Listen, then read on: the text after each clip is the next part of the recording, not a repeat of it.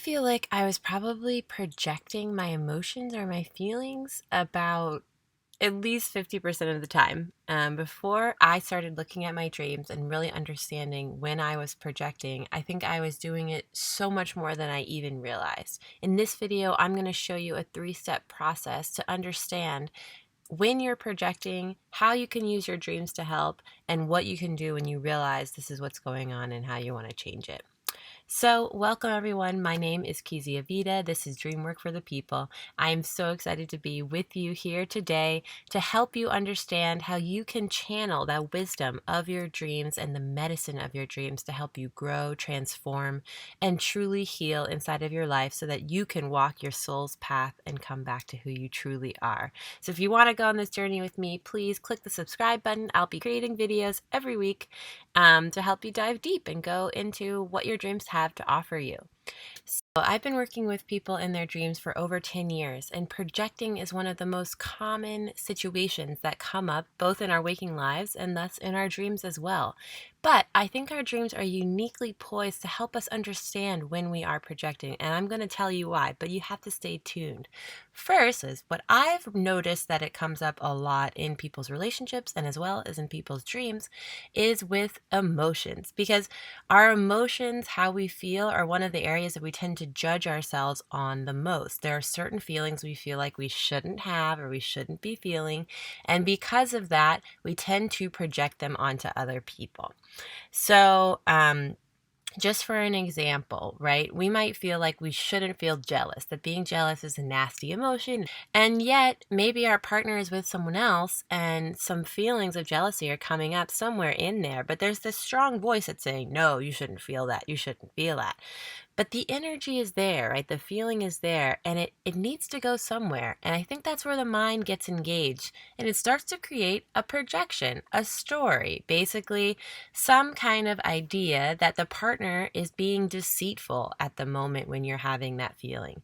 Then once you recognize or you feel like, oh, this partner's being deceitful, then you can feel justified in your jealousy, justified in your pain, justified in your anger, because you're projecting that they are actually deceiving you and that and thus, whatever you're feeling would be justified.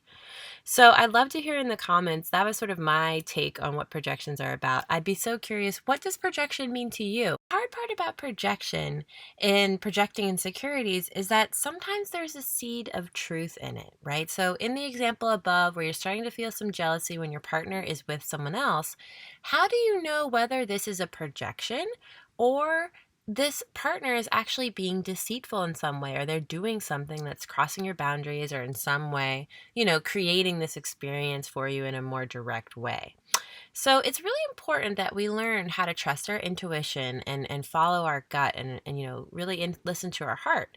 But sometimes, we're actually projecting maybe experiences from our past onto present situations. And this is where I think dreams can be so powerful and such an ally in your growth process and in your understanding of when you are projecting. Why?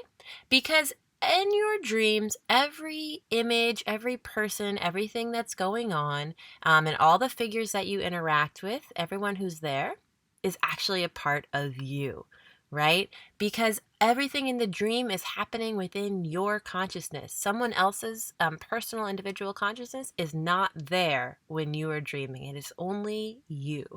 And because of that, anytime you're in a dream, and maybe you see somebody else or someone's walking towards you, or you maybe even know they're just in another room, but you know something about them. I always say, like, you just know. Like, you're looking at that person, they're standing 50 away from you, and you just know they're gonna kill you. Or you just know that they're really angry. Or you just know that they're trying to trick you or betray you, or, all of these things.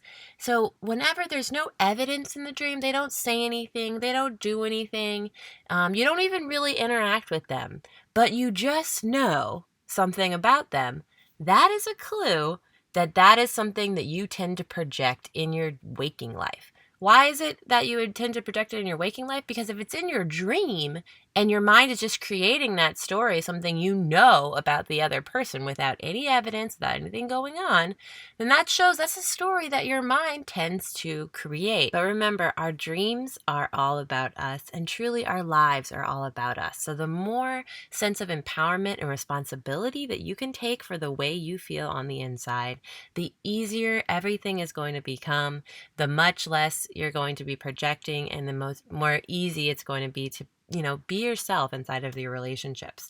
So how can this apply to waking life? Well, let's say you had a dream where your partner was with somebody else, and even though they weren't doing anything that would cross your boundaries, they were just talking or hanging out, you were feeling a lot of jealousy and anger towards your partner. So that was what happened in your dream. And that makes you recognize, wow, maybe I tend to have and or project this feeling onto waking life because I had that experience in the dream where nothing was going on, and yet I was still feeling the way I felt. So if you know I had the tendency to project, and let's say you're sitting at home and your partner is out with somebody else, and you're sitting there and those feelings of jealousy are coming up, and your mind might want to start going and saying, oh, the reason you're feeling jealous is because they really are attracted to that other person, or it's not just about work, there's something else going on, and maybe you even have a little bit of evidence in your mind of why you feel the way you feel. And yet at the back of your head, you still know this is something that I tend to project. I might not be right. So that is the money shot right there. If you can just pause enough to recognize that moment in yourself and see, wow, okay, my dream has been showing me this is something I tend to project. So what do I do? So the first thing that I would tell you to do if you're in that moment is just to pause and breathe. Okay? So just to be where you are, and really try to let go of this video. Forget that I even was talking. Just pause and breathe and go back into yourself. And because this is the moment, if you can catch yourself in this moment, you could change the whole course of your night. You could change your whole relationship if you can slow down enough in this moment. And I really invite you, when you slow down, to open your mind. So I had a teacher who would talk about this as the don't know mind. Okay, so really getting into a place where you realize there's a lot of things I don't know. There's a humility, right, that needs to come. And if you can just pause and breathe and sort of get into your humility, get into your sort of don't know mind, and just let go. And then you want to sit and you want to ask yourself, how do I feel? And this is something from nonviolent communication that I found so helpful. I'm going to put the link below for that if you don't know about NVC already. But instead of, when you are describing how you feel, when you're reflecting how you feel to yourself, really make sure there's no predicate in there. What I mean is you should fill in the blank, I feel, and one word.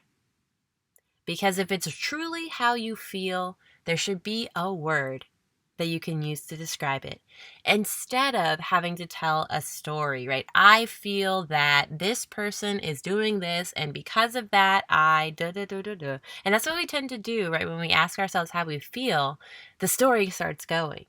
So this is really about slowing down and just saying how you feel in the moment. And another thing is our vocabulary can be very poor in this moment. So I am also going to click in the link below a huge vocabulary wheel for your feelings, so that if you're feeling stuck, I don't know how I feel, or I don't know what the word is, it can give you a lot of options. So just to go back, pause, open your mind, check in, how do I feel in this moment? And then lastly, just to bring compassion to that part of you that feels that way. Whatever the feeling is, I feel betrayed. I feel abandoned. I feel jealous. I feel overwhelmed. Whatever it is in that moment, bring your compassion to the part of you that feels that way. And when I say your compassion, I mean the part of you that understands whatever it is you're feeling, whatever the reasons are you may be feeling that, I love you, and I feel you. And I'm sorry you're having that experience right now. I really do care about you. And again, this is all going on inside. Because so often we're projecting our feelings, especially in relationships, especially our insecurities. it's really not about something that the other person is doing. It's really about what we need to learn to give to ourselves. And so, any feeling that's coming up, first we have to recognize, oh, this is going on inside of my body. And then we have to bring our compassion to it. We have to be with it. We have to sit with it.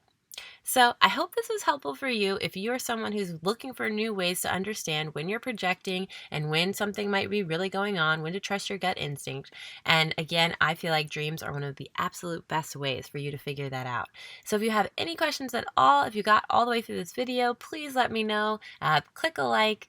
Tell me what you're going on in your dream life, and there's any other questions that you have about projecting. It's one of my really most favorite topics. I'm sure I'm going to talk about it again because our dreams have taught me so much about it, and it's just so fascinating. So yeah, I had a lot of fun being with all of you today, and I hope you have a wonderful day.